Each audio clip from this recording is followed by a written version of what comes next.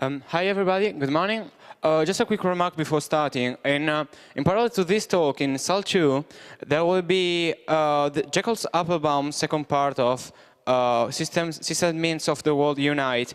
There have been some problems with the schedule, so it is not going to be displayed probably. But in this room instead, we are going to have Hacking the Czech Parliament with SMS done by this art collective, Czech art collective, which in collaboration with some security experts hacked the government.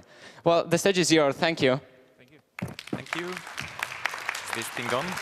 Thank you. Wow. Can you hear me? Yeah, great. So we are really excited that we are here, and we are even more excited that you are here at 11:30. So welcome. We are Ztohoven, Juraj Bednar, Pavel Lupták, and Petr Žilka. Some of these names may be fake. And we want to blow your mind first by doing some explosion for the mind. So let's see if this works out.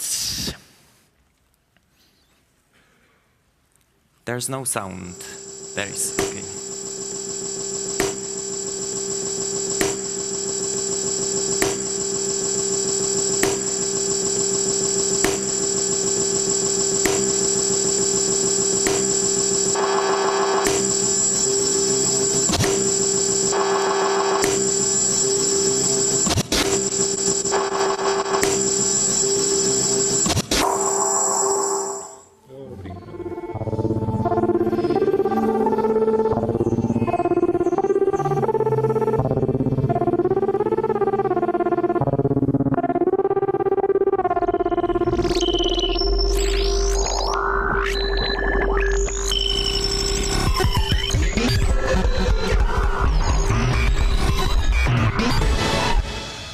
Ranní vysílání České televize napadli hackři. Napojili se do živého vysílání panoramatických záběrů s informacemi o počasí na programu ČT2 a simulovali v nich výbuch atomové bomby. Svůj čin vysvětlují tak, že chtěli simulací atomového výbuchu upozornit na manipulaci s realitou v médiích. Hackři se přes svůj počítač připojili zřejmě k této kameře a iluzi atomového hřibu vytvořili do černé. Okay. Thanks. So this is one of the older projects of Ztohoven. We try to figure out how people perceive reality that's presented by the media. And we also found out the hard way that our cell phones are not pretty safe. So everyone who had a cell phone during that prank on their own identity appeared in this nice room and had a short discussion with the judge. So we try to avoid this problem with later projects. And the later project was called Citizen K. It was actually about identities and exchange of identities. So we were researching absurdities of our society that tries to cope with identity issues of their citizens. And we found out that it is not easy to go to jail without a valid national ID card. They actually require the ID card if you want to, or not want, but in this case, the guy wanted to go there. And so this was a direct follow-up to the problem with the identity tracking.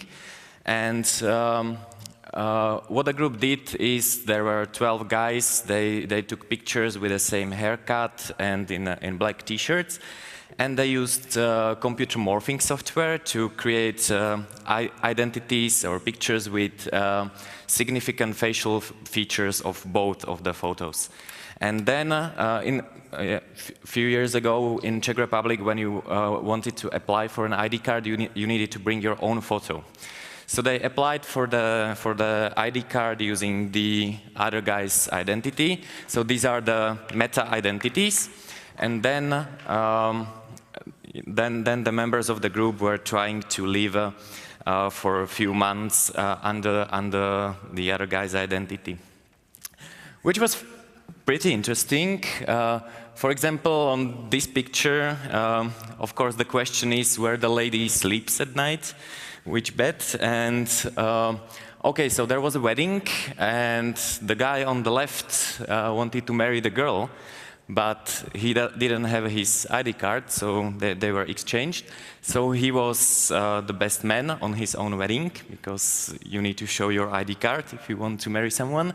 And the other guy was, he was actually standing there and married. So yeah, he doesn't look very happy. They also applied for gun permit, traveled to London. London is outside of the Schengen area, so you actually have to use your ID card. So this proves that the new exchange identity worked outside of the Schengen area. So it worked out. And the basic idea here is about exploring identities and how they relate to us, and there are some problems, of course. So it's about exploration, and also changing your identity means, or exchanging your identity with someone means that you need to bear a bigger responsibility for him, because the other guy could apply for loans in your name and so on. And it didn't work out very well. For example, the marriage is still not invalidated, even though it was shown that it was not done correctly. So there are no safeguards in the system. That means that they basically assume that it's working well, and if it's not working well, then there are kind of no backup scenarios.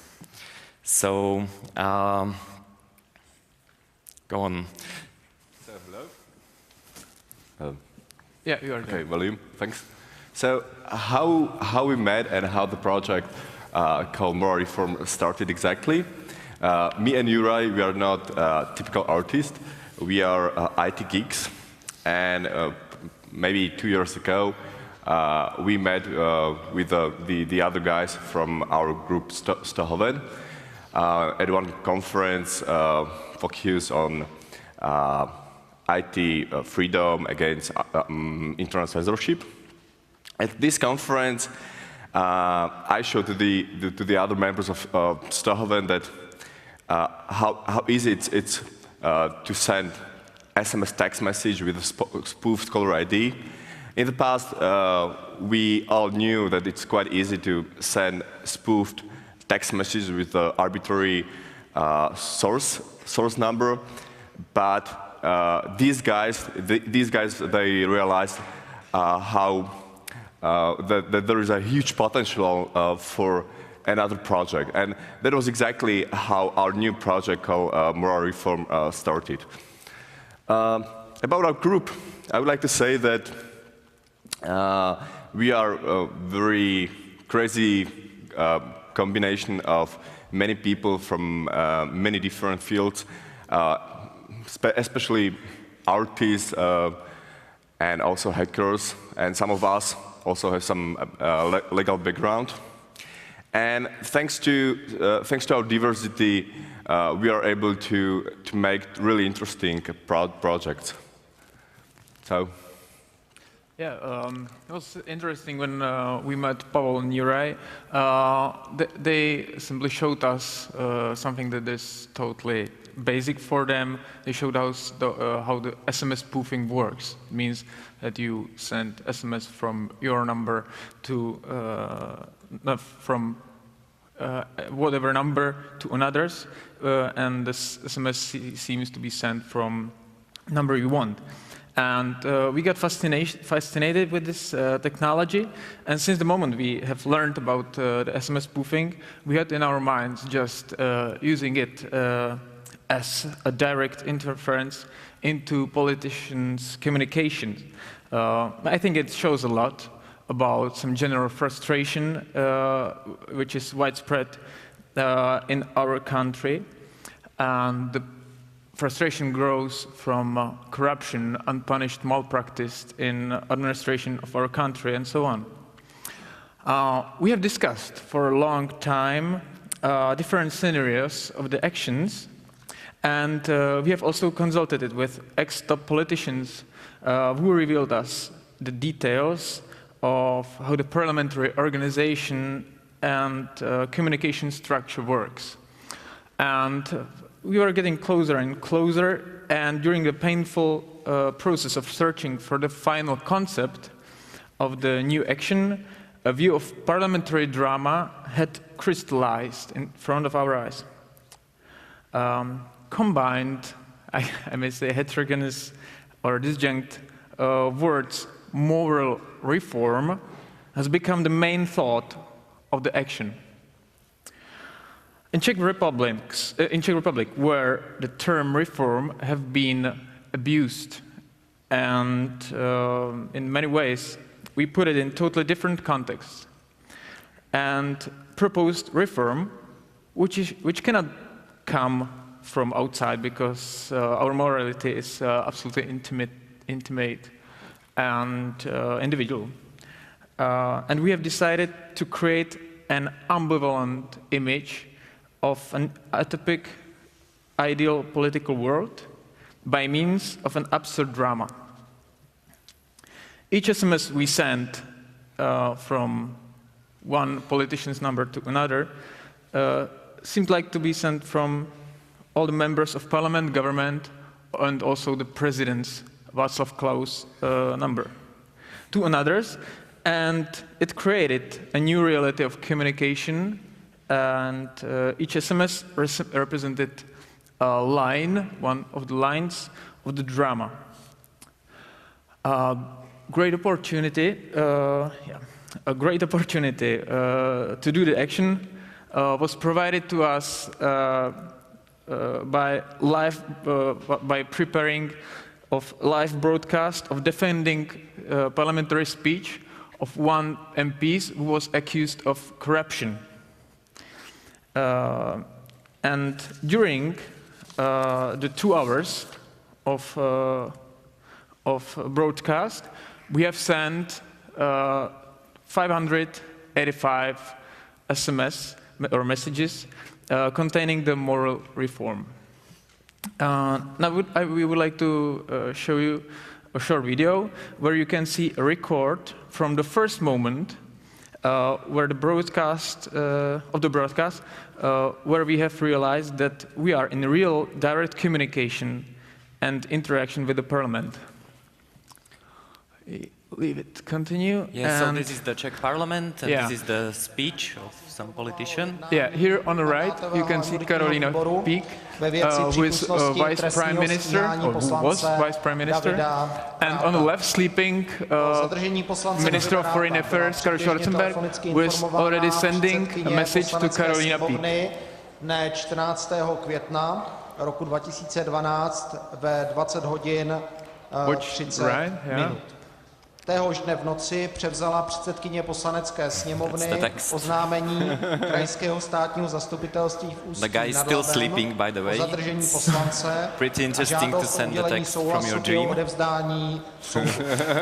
Příloha tohoto dokumentu obsahovala část spisového materiálu policejního orgánu. This is normal, boring politician talking, so we didn't subtitle it. 14. května letošního roku vyslovila předsedkyně poslanecké sněmovny podle článku 27 odstavec 5. And here is the message that Karel sent to Karolina during the short moment, as you can see. Observing the current political situation, I realized that I cannot continue this way anymore. We have to do something significant, something that will fundamentally change our society.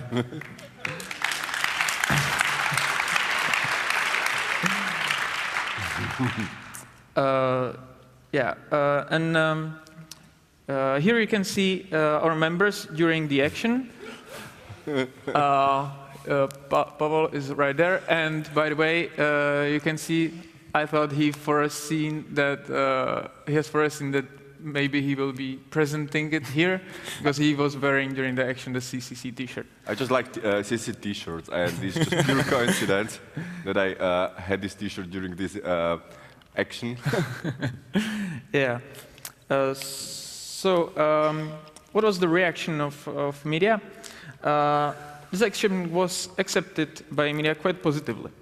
And many themes were opened, beginning with the need of such a moral reform in contemporary politics, until the critics of abusing the telephone numbers. And there were also some security questions that arose, and maybe Pavel could tell you more about it. After this event, there were a lot of conspiracy theories in Czech medias. For example, that Czech parliament is monitored and sniffed by a special secret agency or special secret program, and a lot of other conspiracy theories. But we just used stupid SMS text message with the spoof caller ID. So firstly, I would like to explain how spoof text messages work exactly. It's similar like SMTP communication, like email communication, so it's possible to change or to modify from address like sender and change it to something completely different. In European Union, it's prohibited to offer such services, but we used the service outside of European Union, and there are a lot of other services in the US, for example. Probably the most difficult part of this project was how to achieve anonymity, because during this project we were not sure that we really want to publish everything, and how we achieved the anonymity. Juraj will tell something about it. Yeah. So first, we are all huge fans of Bitcoin, so we thought that we just use a Bitcoin-based gateway. There was fortunately one called TXT4 coins. But we figure out that it won't allow us to send so many messages. So there's a limit of addresses that are used for payment. And after 20 or so messages, it says, sorry, I need a system administrator to add new addresses. You can't send any more messages. So we had to do it the hard way. I don't know if you try to launder and anonymize money online, but it's really difficult. So we were playing with prepaid cards and everything, and we were trying to find a gateway that accepted some form of anonymous payment. What we found out eventually is that the easiest thing is to buy a prepaid SIM card, top up the credit with cash. In Czech Republic, by the way, you can buy a prepaid SIM card without revealing your identity, so it's completely anonymous. You just go to a supermarket or a normal store, and you get a SIM card, and it works. You just activate it. So we did that. Also, everyone, of course, left their phones at home near the bed. We were all sick and sleeping, according to the cell towers, and. Yeah, but we still had to test if our scripts are working. So during the night before the event, some of us had to drive the bike to some very anonymous location, turn the phone on, and see if it received the fake SMS and so on. So we had to test it this way. We found out that it's really difficult to achieve real anonymity, and there's always some risk that we will be revealed. It turns out that the reaction was quite positive, so we decided to basically reveal our identities, and here's a walkthrough of the website that was released a few days after the event. So this is how it looks like. It's still online, so you can check it out. That's the structure of the parliament. The colors are the political parties. On the bottom are journalists, and then there's government and presidential castle or office. And here are the texts. We translated them to English for you. So you can see all the text messages and the extracted structure of parliament, how they communicate with the press and so on. So here's the president of the republic, and all these people were basically the actors of the drama. Here's the timeline, so you can see how the messages were sent. So that's the whole script.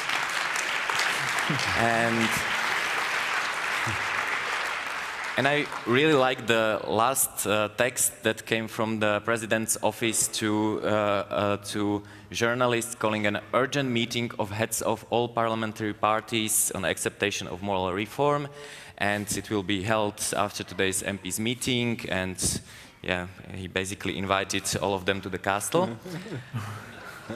So that was the first part that was quite positively accepted, and here comes the second part. Yeah. After the first parliamentary round, we have analyzed all the media and also public and politicians' reaction for our action, and we were quite sad of it, because worsening political and social situation, and also increasing mistrust to our political representative in our country, led us to an idea of a simple, multiple meaning and penetrative act in frame of a collective political art exhibition in Center for Contemporary Art, DOCS, in Prague. We have exposed a complete list of parliament, government, and presidential telephone numbers and their names. The gallery installation was a great platform to try to cross the borders of normal understanding what an art installation is or can be. And I think we succeed, because what followed was totally unexpected for us. For 1 week, every day, main political newscasts brought new information about publication of numbers and new circumstances which were continuously rising concerning all the action. Here's the phone number of the ex-Czech president, by the way. Yeah. Media, public, and the most of politicians simply did not get it. The media image of the action was reduced to information that the politicians' numbers were published, and the politicians were since then heading the blackmailing and menaces. The Office of Personal Data Protection was also investigated whether publishing of telephone numbers is or is not breaking of personal data protection. And finally, they stated that it's not, so any interrogation did not continue. And but what was wrong? What was said for us was that nobody cared about the manifesto and the context of the gallery, and also the final view of the installation, because what we wanted to pose the viewer into the middle of kind of address book of the most influential lobbyist in the country, and appear for a while in their skin and be able to directly communicate with politicians through the telephone hanging there, which everybody could use to send whatever message he wanted to whatever number from the wall. But all the media created their own stories, and yeah, and finally one of the reporters called us cowards that we publish others' numbers and hide our own. Immediately we have published our numbers on our website, and here you can see our numbers now, which we are using. Feel free to text us. Yeah, and we would like to thank you. This is final of this lecture, and now we would be happy to hear any questions from you. Thanks. Thanks.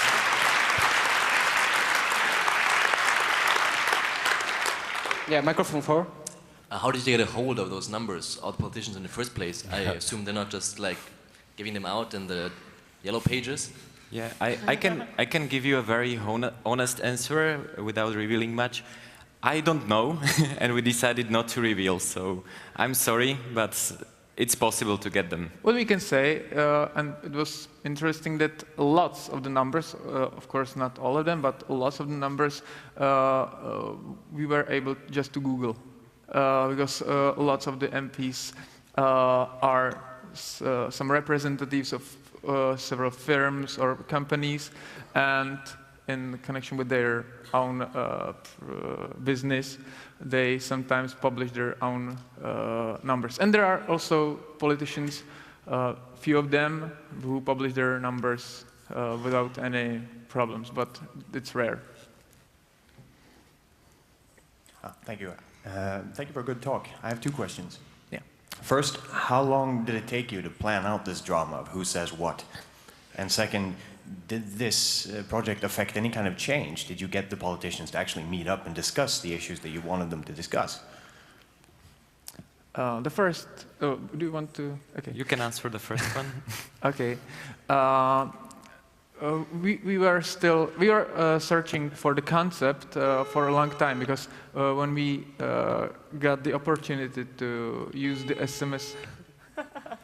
Oh, I see. We're off. Are you calling me? After the talk? You're kidding me, are you calling me?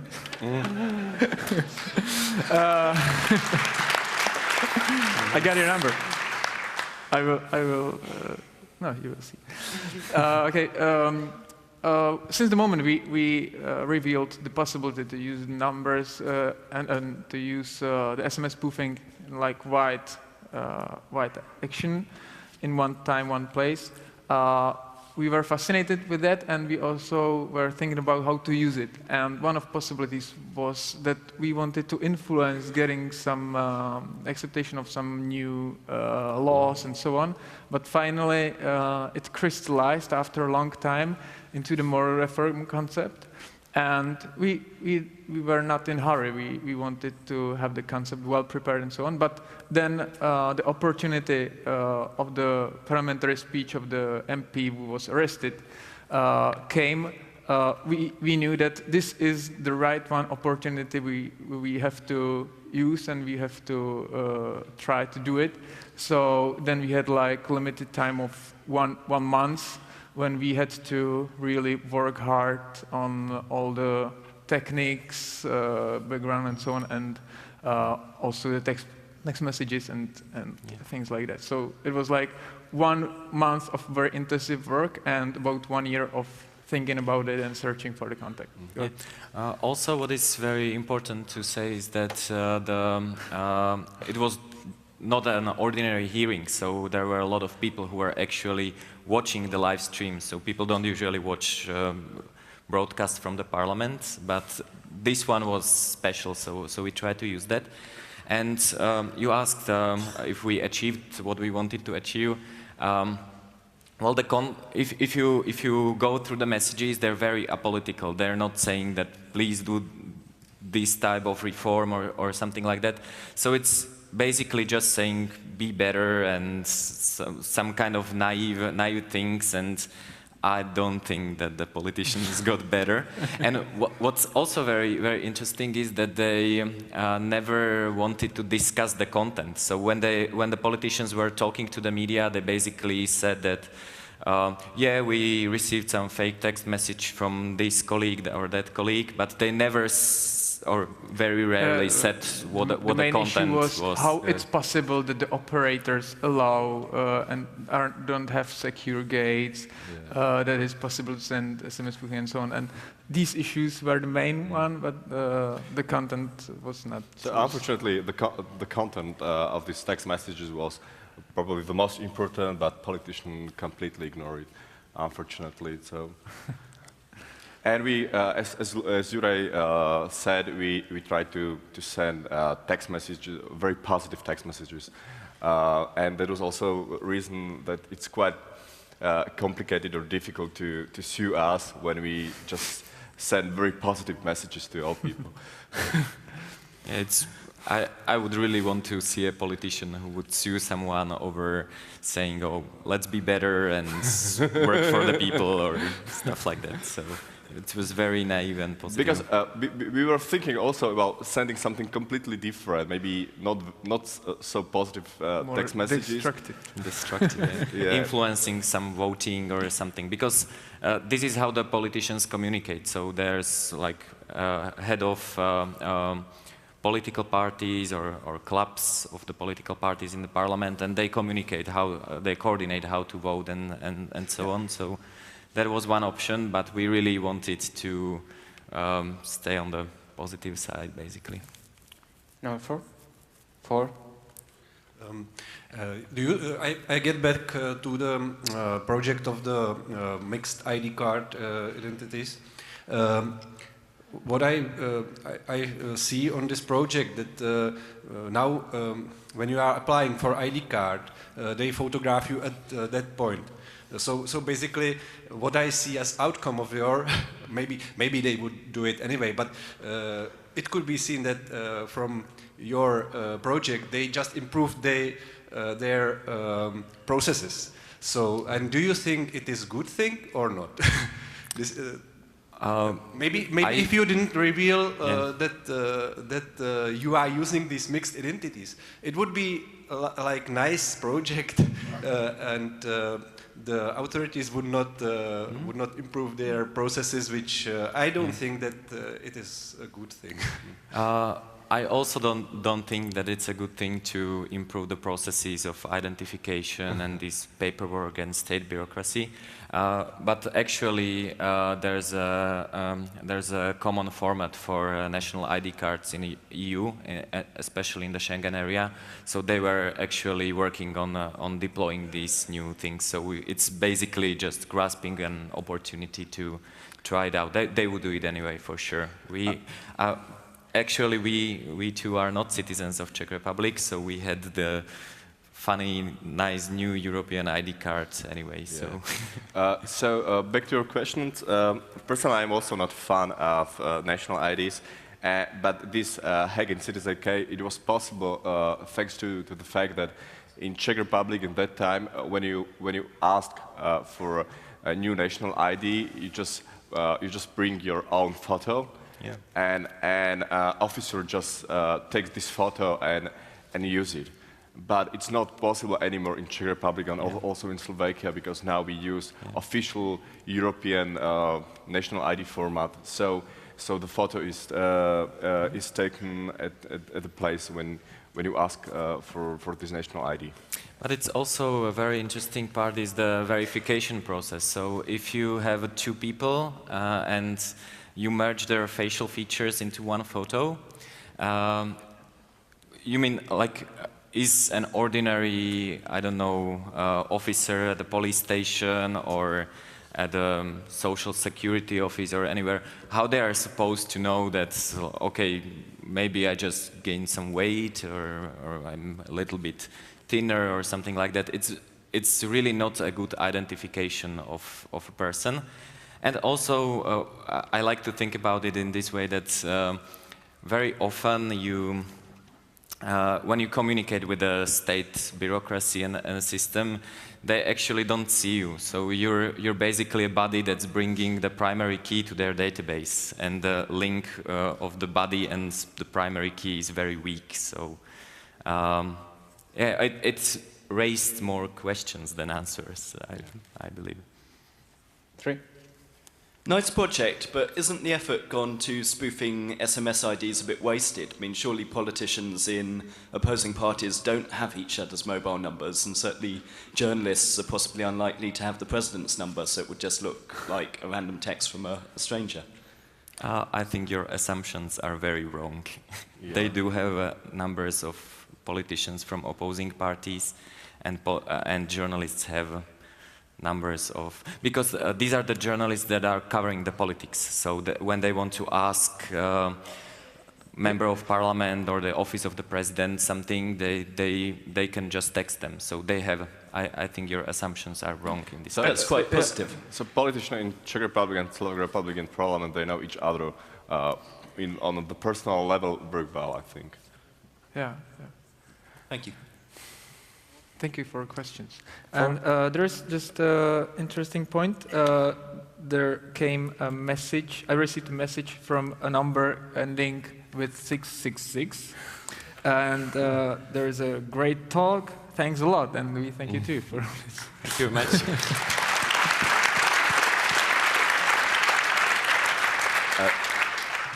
There was a question in the microphone 4. Ah, sorry. Okay. Yeah, thanks.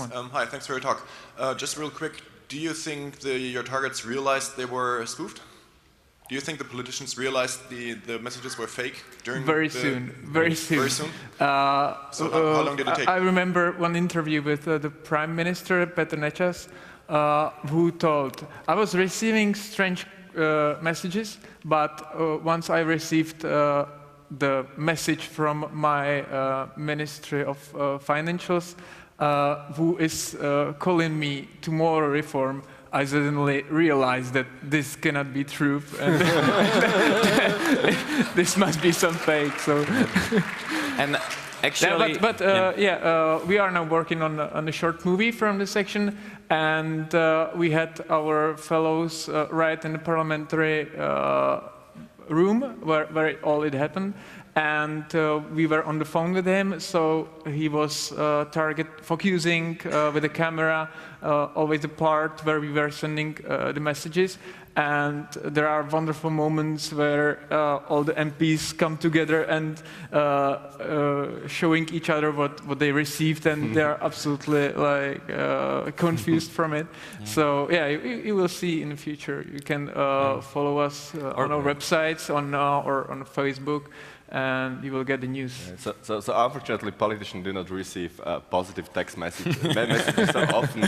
So they were able. So thanks to this, they were able to reveal it very soon. But if you watch the recording, actually, there's a point when they start to whisper and they stop listening to the guy talking, and they're just concerned with their phones.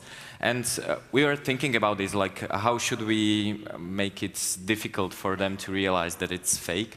But it was very difficult because there's no official seating in the parliament. So sometimes one guy was sitting and received a text from the guy sitting next to him. So they just showed the phone and they realized that